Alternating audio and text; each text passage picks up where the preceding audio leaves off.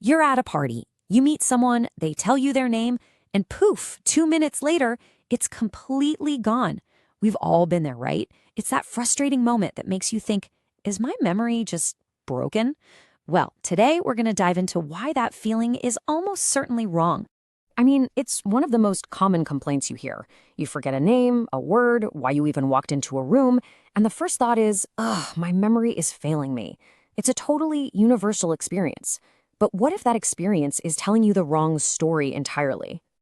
Yeah, you heard me. According to a ton of psychological research, that feeling of having a bad memory is based on a huge misunderstanding of how your brain is actually designed to work. What feels like a glitch is actually a feature. So here's the big idea we're going to unpack. These things we call memory failures, they're not random.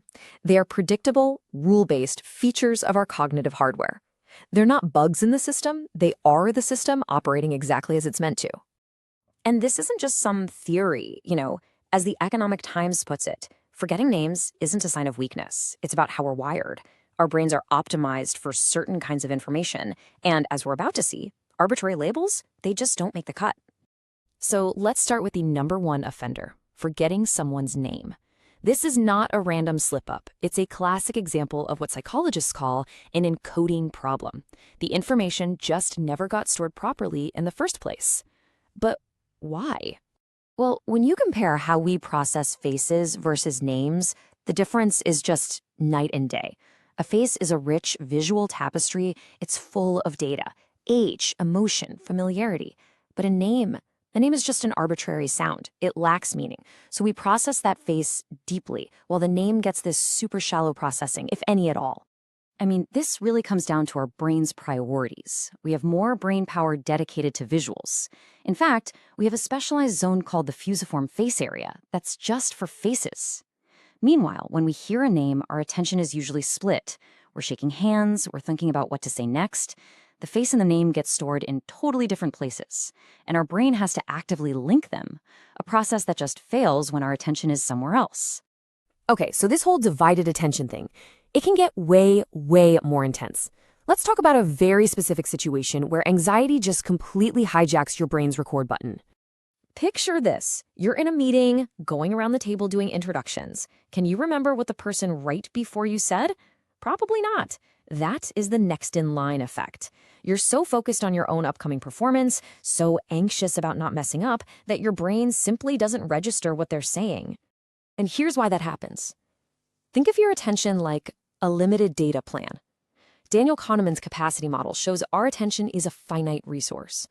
When you're next up, all of that mental energy is being consumed by anxiety and planning your turn.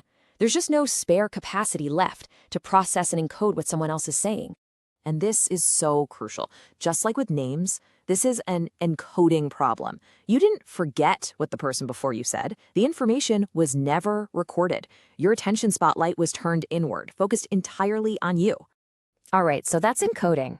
But what about those times when you know the information is in there? You can feel it, you just can't quite get to it. Now we're talking about a different kind of memory quirk. This isn't an encoding problem, it's a retrieval problem. We all know this maddening feeling, the tip of the tongue phenomenon. Research suggests this happens when you have access to the meaning of a word, but you can't access the sound of it. It's like a weak connection in the wiring between what a thing is and what it's called. It starts with that feeling. You can almost sense the shape of the word. Maybe you even know the first letter. It's just hovering out of reach, a ghost in your mind, close enough to feel, but impossible to grasp. And the more you strain to grab it, the further away it seems to slip. It's an incredibly frustrating but perfectly normal retrieval failure. And get this, it turns out that word rarely just pops up on its own, especially for those who already feel their memory is poor.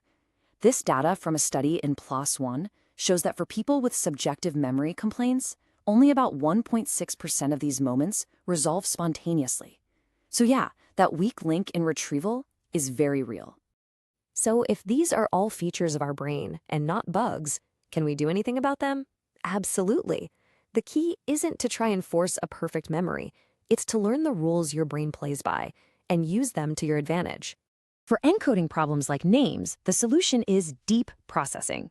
Don't just hear Mike. Think Mike, like my cousin who loves to bike. Attaching meaning makes memory traces last longer.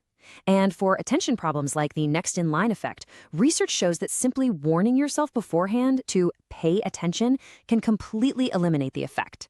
You're consciously directing that attention spotlight outwards. And that really is the main takeaway here. Stop fighting your brain and start working with it. These aren't signs of failure. They are signposts telling you how your mind prioritizes and processes the world around you.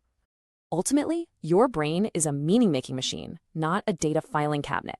It's designed to remember stories, faces, and connections, not arbitrary, meaningless labels. And that's not a weakness, it's an incredible strength. So I'll leave you with this to think about. Our brains forget things to make space for what truly matters. So what if this process of forgetting isn't a flaw in our design, but is in fact the very feature that allows us to build a meaningful understanding of our world?